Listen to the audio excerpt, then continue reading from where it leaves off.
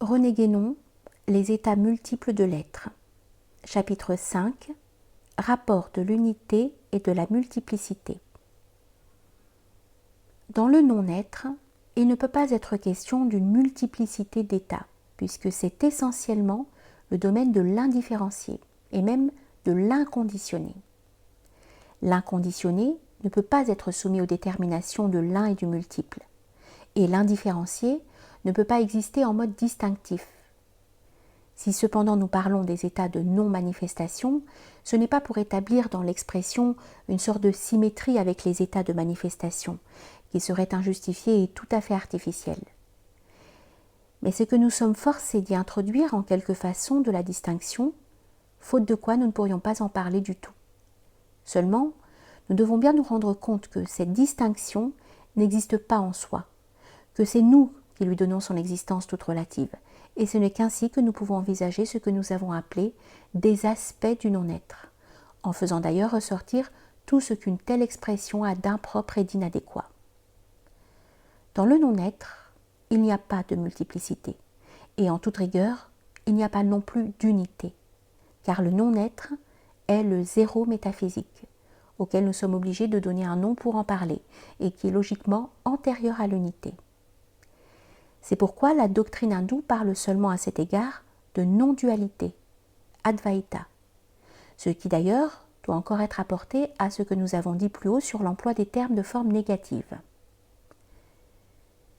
Il est essentiel de remarquer à ce propos que le zéro métaphysique n'a pas plus de rapport avec le zéro mathématique qui n'est que le signe de ce qu'on peut appeler un néant de quantité, que l'infini véritable n'en a avec le simple indéfini, c'est-à-dire la quantité indéfiniment croissante ou indéfiniment décroissante.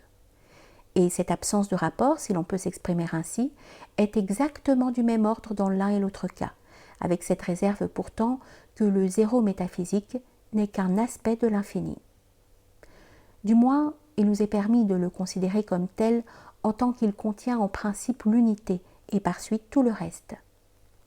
En effet, l'unité primordiale n'est pas autre chose que le zéro affirmé, ou en d'autres termes, l'être universel, qui est cette unité, n'est que le non-être affirmé, dans la mesure où est possible une telle affirmation qui est déjà une première détermination, car elle n'est que la plus universelle de toutes les affirmations définies, donc conditionnée.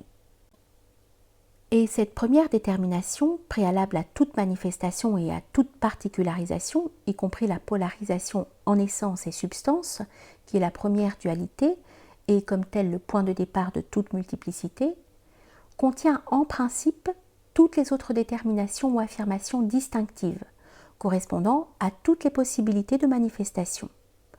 Ce qui revient à dire que l'unité, dès lors qu'elle est affirmée, contient en principe la multiplicité, ou qu'elle est elle-même le principe immédiat de cette multiplicité. On s'est souvent demandé, et assez vainement, comment la multiplicité pouvait sortir de l'unité, sans s'apercevoir que la question ainsi posée ne comporte aucune solution, pour la simple raison qu'elle est mal posée, et sous cette forme ne correspond à aucune réalité. En effet, la multiplicité ne sort pas de l'unité, pas plus que l'unité ne sort du zéro métaphysique, ou quelque chose ne sort du tout universel, ou que quelque possibilité ne peut se trouver en dehors de l'infini ou de la possibilité totale.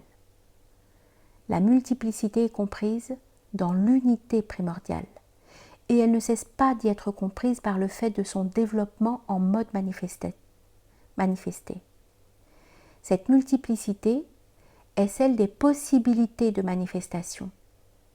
Elle ne peut pas être conçue autrement que comme telle, car c'est la manifestation qui implique l'existence distinctive. Et d'autre part, puisqu'il s'agit de possibilités, il faut bien qu'elles existent de la façon qui est impliquée par leur nature.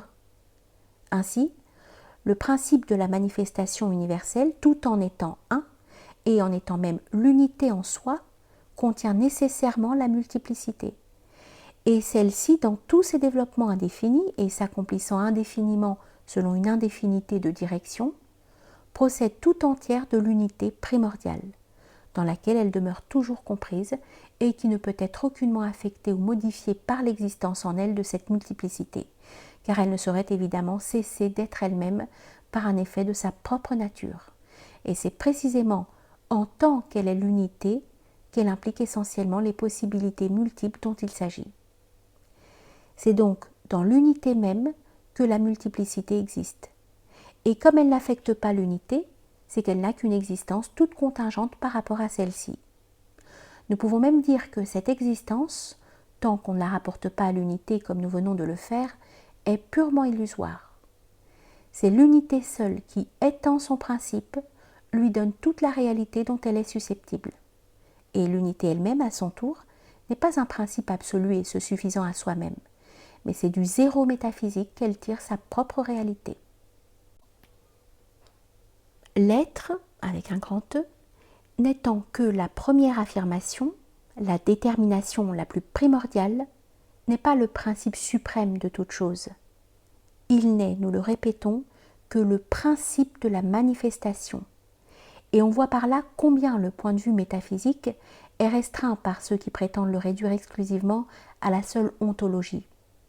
Faire ainsi abstraction du non-être, c'est même proprement exclure tout ce qui est le plus vraiment et le plus purement métaphysique.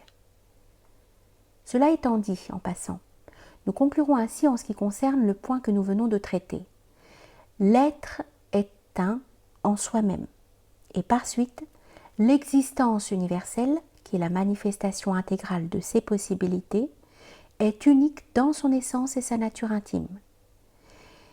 Mais si l'unité de l'être ni l'unicité de l'existence n'exclut la multiplicité des modes de la manifestation, d'où l'indéfinité des degrés de l'existence, dans l'ordre général et cosmique, et celle des états de l'être, dans l'ordre des existences particulières.